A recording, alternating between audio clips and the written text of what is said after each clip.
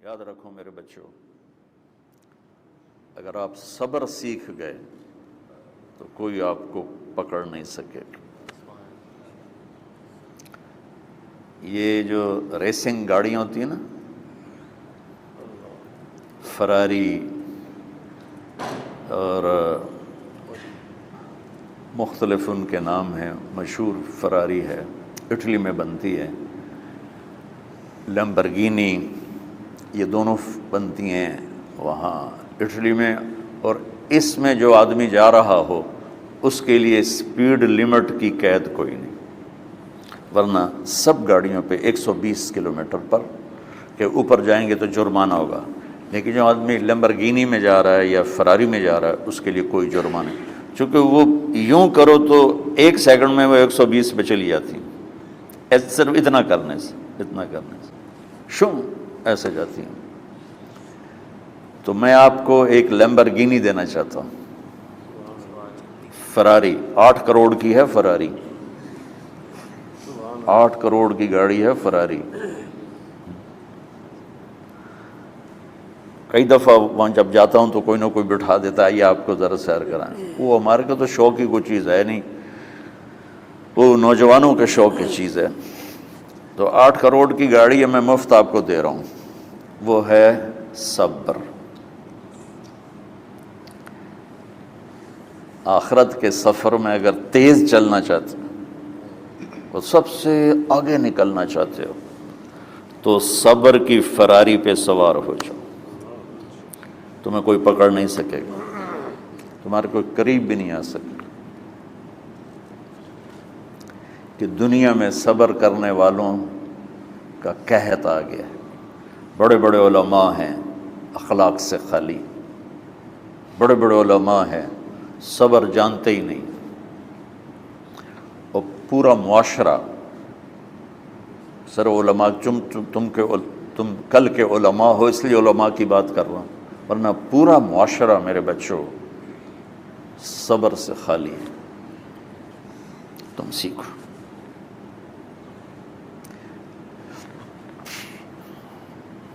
دیکھو میری ایک بات سنو، علم کی کمی ہو تو اچھے اخلاق اس کو چھپا دیتے ہیں، اخلاق کی کمی ہو تو بڑے سے بڑا علم بھی اسے چھپا نہیں سکتا۔ سارے عیب ہوں اور اخلاق اچھے ہوں تو اخلاق وہ چادر ہے جس میں سارے عیب چھپ جائیں گے،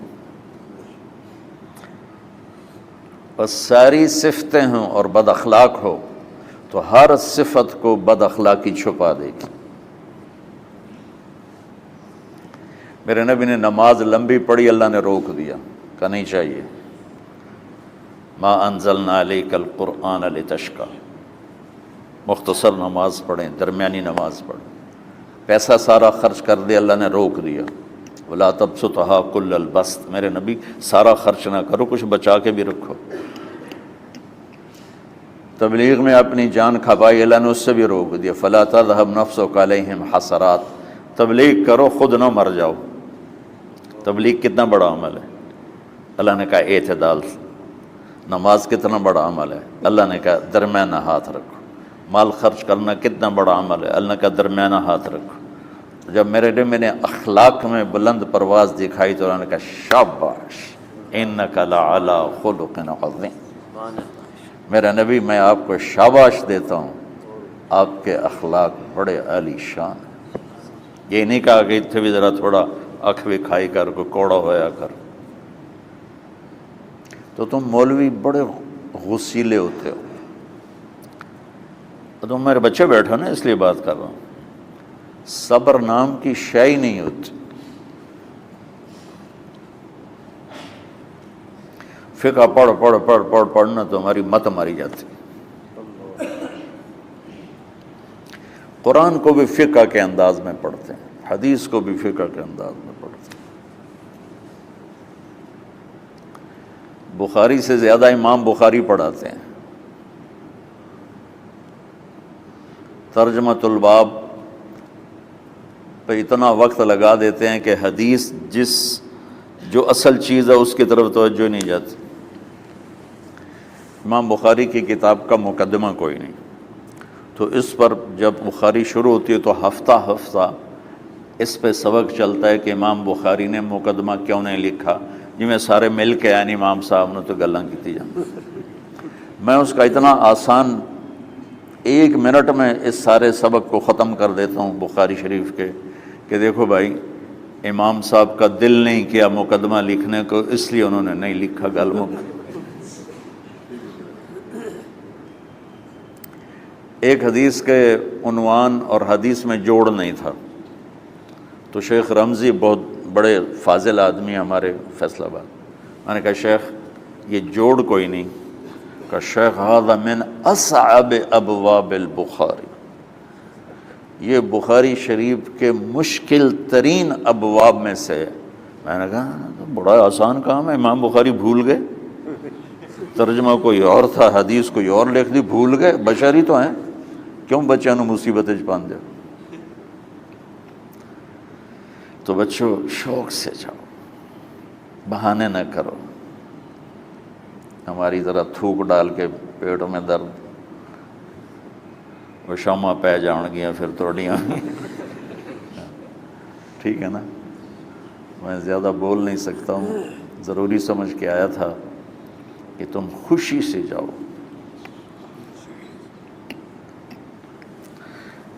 پھر اس میں جو ناگواری آئے گی اسے برداشت کرو گے تو پھر آپ کا صبر بڑھے گا۔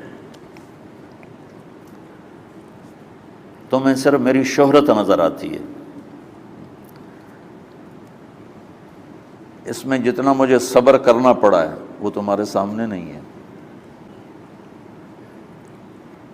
جتنی کڑوی گولیاں میں نے کھائی ہیں لوگوں سے وہ تو تمہیں نہیں پتا۔ اب تمہیں اتنا نظر آتا ہے کہ واہ واہ ہو رہی ہے آگے پیچھے لوگ، میرے اللہ کا کرم ہے، میری کیا اوقات، آج ہوں کل مر جاؤں گا، اولاد کو بھی یاد نہیں رہے گا کہ طارق جمیل کون تھا۔ جو ہے اس میرے رب کا کرم ہے، مجھے اپنی شہرت سے کبھی دھوکہ نہیں لگا۔ تو میرے بچوں اس لیے بتا رہا ہوں، کوئی فخر نہیں، کہ مجھے اپنی شہرت سے کوئی دھوکہ نہیں، ایک لمحے کے لیے بھی مجھے دھوکہ نہیں۔ میرے دل کی گہرائیوں یہ بات اتری کہ سب میرے اللہ کا فضل ہے، اور برائی کرنے والا اور اچھائی کرنے والا میری نظر میں برابر ہو گیا ہے۔ برابر ہونے کا مطلب پہلے سمجھو، تو مجھے گالی دو گے مجھے تکلیف ہوگی، تو میری تعریف کرو گے مجھے خوشی ہوگی، اس کو برابری نہیں کہتے، وہ تو ایک طبعی چیز ہے۔ یہ میں نے ہاتھ پہ اپنا ہی ہاتھ مارا تو اس کو درد ہو رہا، تو اگر میں مولوی شوکت صاحب سے بدتمیزی سے بات کروں گا تو ان کو تکلیف ہوگی، اور میں ان کی قربانیاں بیان کروں گا۔ یہ ذرا کھڑے ہونا، ادھر ہاتھ دو، یہ اس سارے نقشے کے بانی ہیں، یہ پہلی اینٹ ہے۔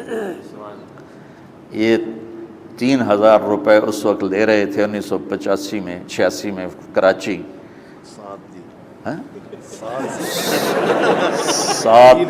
7,000 ان کی تنخواہ تھی، اور میں نے ان کو تلمبے میں بلایا 900 روپے مہینے پر۔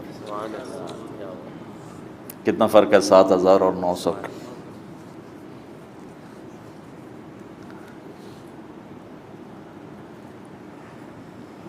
لوگ میری تعریف کرتے ہیں، میں اللہ کا شکر ادا کرتا ہوں، اور اس پہ میں تکبر میں نہیں آتا۔ یہ ہے مدح اور ذم برابر ہو جائے، یعنی تعریف کرنا اور برائی کرنا برابر ہو جانے کا مطلب یہ نہیں ہے کہ برائی سن کے اثر نہیں ہوتا اور تعریف سن کے اثر نہیں ہوتا، نہیں، برابر ہونے کا مطلب بتا رہا ہوں، اس کی توفیق تائید رحمت اپنی اولاد کو بتا رہا ہوں۔ کوئی میری تعریف کرتا ہے میں اللہ کا شکر ادا کرتا ہوں اور اپنے آپ کو بھولتا نہیں ہوں، کوئی میری برائی کرتا ہے تو میرے دل میں اس کے لیے کوئی منفی جذبہ نہیں پیدا ہوتا۔ یہ ہے اچھائی برائی کو برابر کر دینا۔ کہ میرے اوپر مختلف الزام لگتے ہیں تو میں ان کو پی جاتا ہوں، اور اس طرح کا معاملہ کرنے والوں سے اپنے دل کو بالکل صاف رکھتا ہوں، بالکل صاف، اور میرا ان سے معاملہ اسی طرح ہوتا ہے جیسے پھر آؤ جی اپنی وجہ سے کبھی کسی سے قطع تعلق نہیں کرتا۔ تو بچوں، صبر بہت بڑی دولت، یہ تمہاری تبلیغی زندگی میں بھی کام آئے گی، علمی زندگی میں بھی کام آئے گا، جب تم گھر والے بنو گے، شادیاں ہوں گی، اس وقت یہ کام آئے گا۔ ٹھیک ہے، اب بہانہ تو نہیں کرو گے نا، خوشی سے جاؤ گے نا۔